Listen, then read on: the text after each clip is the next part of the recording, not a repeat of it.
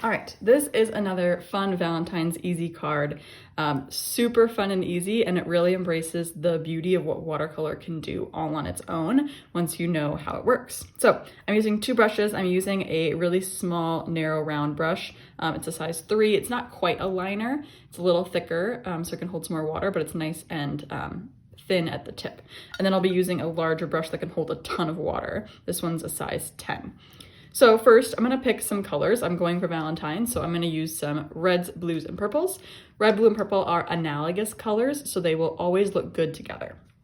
Analogous colors are on the same side of the color wheel, and it helps us pick a nice group. So, for example, red, purple, blue are all nearby each other. Red and blue make purple, so we know that they look good together. So that's something I cover more in my color wheel crash course. So if understanding the color wheel and being able to use it in your art is something you're interested in, check that out in the description. I go way more in depth, but also really quickly so you can learn and get painting. But for today, we are choosing a nice group of analogous colors. The cool, not all cool colors.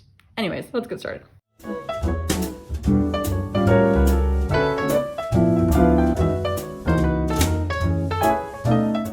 For this trick, we need a really loaded paintbrush. We need a lot of paint on our paintbrush, a lot of pigment, and a lot of water. So it's really that creamy consistency. If you've heard artists talk about how thick the paint is, we really want a nice creamy consistency because almost all the paint we're gonna be using is in this small brush, and then we're gonna use the big brush to just move it around. So I'm gonna start with drawing my heart shape. So however is easiest for you. I like to do it where I draw 1/2 of the heart at a time.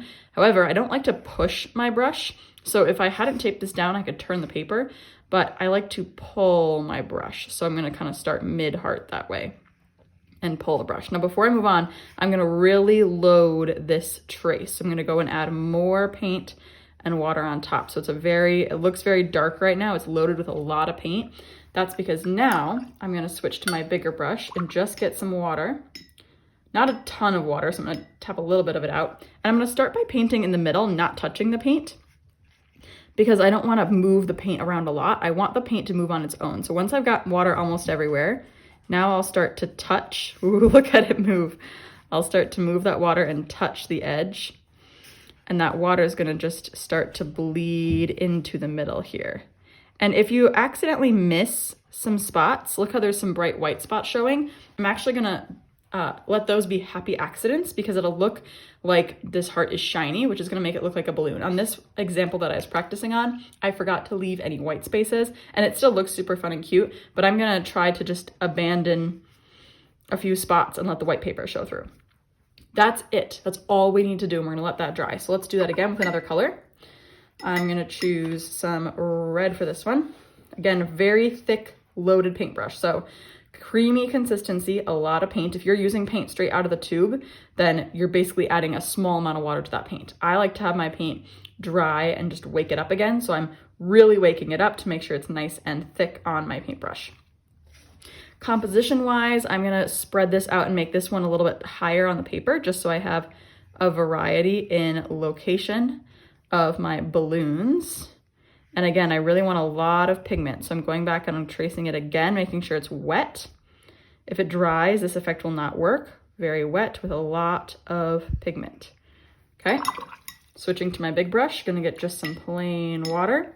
Put that water everywhere in the middle and then just gradually, oh, that's so satisfying when it just dives into it.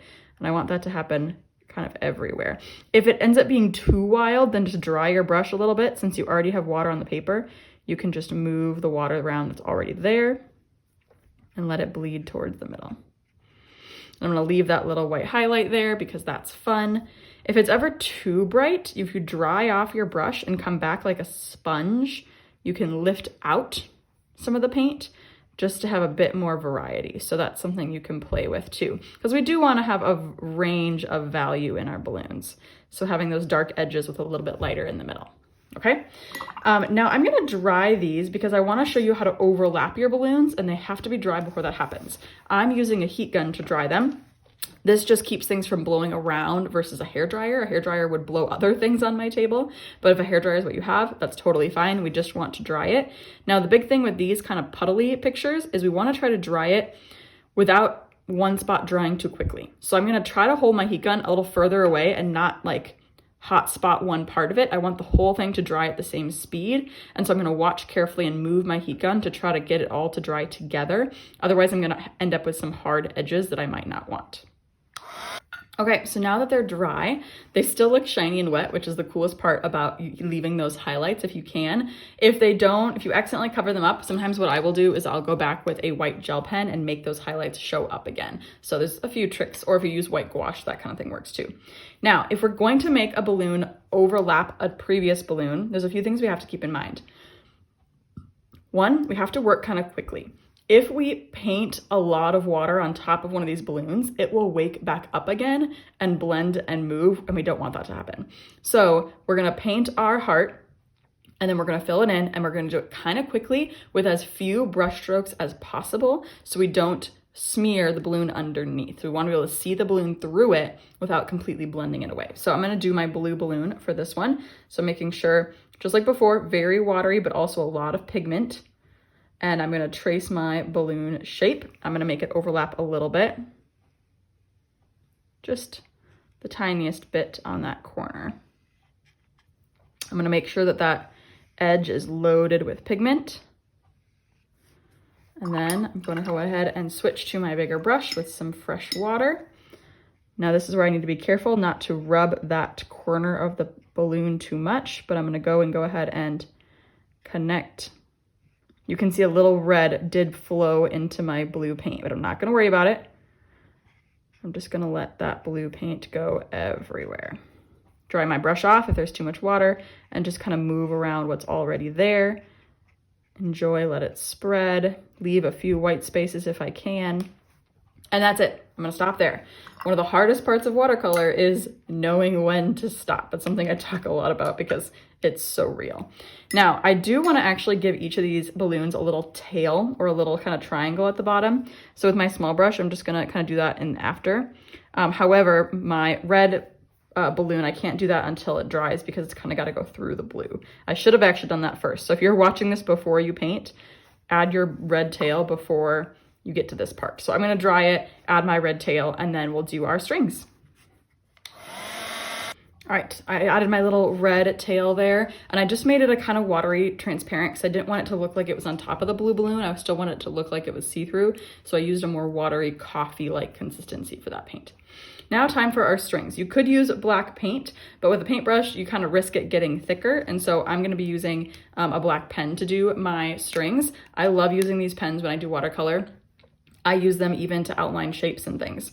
Because these already have such a hard edge, I'm probably not gonna use it to outline the balloons today, but it's kind of just a fun thing that you can do. So these balloons are all kind of leaning this way, so I'm gonna follow that direction and just start at the base and just kind of make some wiggly long lines that kind of go off in the distance. Now, there's gonna be one that's kind of for that balloon, but it's through the background, and I'm just gonna continue it this way. So imagine it kind of going through the balloon. We can see it in the inside there. And then I like to create a little bit of a tie, so just make a little scribbly line around the side.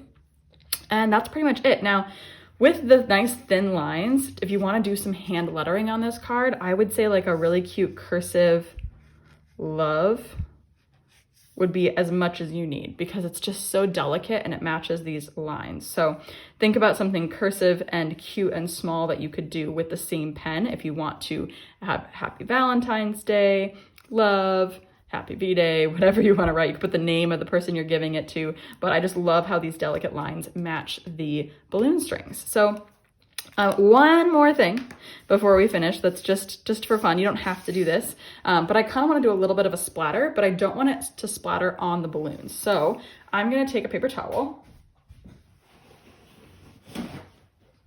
and I'm going to tear off some small pieces and just use these to kind of protect the balloons. So put some there, kind of like there. So it doesn't have to be perfect. We're just going for like less chance of doing too much splatter on the balloons. I kind of covered up the balloons. I'm gonna get my bigger brush because it can hold more water and paint. I'm gonna get some of each of my colors. So I've got some purple and I'm just going to tap down on my paper and just let those drips kind of bounce off. Now, if they do hit the paper towels, they're gonna just soak in, but they still shouldn't touch your actual balloon. I'm gonna switch and do some red.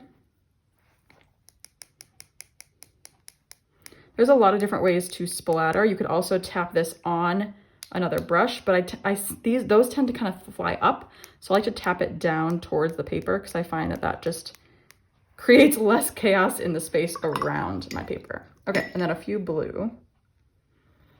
You do need your paint to be somewhat watery when you're doing splatters because you want it to be able to drip.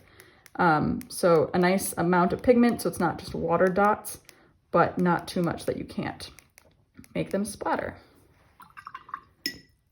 And then I'm gonna do just a few plain water and let those kind of hit the other dots and smudge them a bit. So now I can carefully take off my paper towels.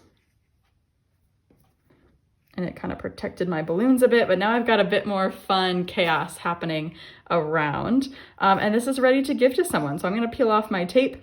My tape didn't do much for like protecting the paper from rippling, but I actually painted this on a card so it's folded, and so my tape was important to keep it flat for painting.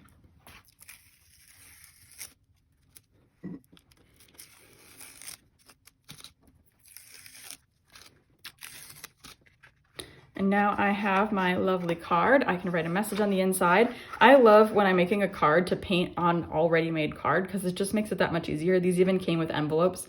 I'll have the description for the set of these below. But yeah, here I've got some really fun balloons and they look super shiny because watercolor is really good at that. So I hope you have fun making a special painting.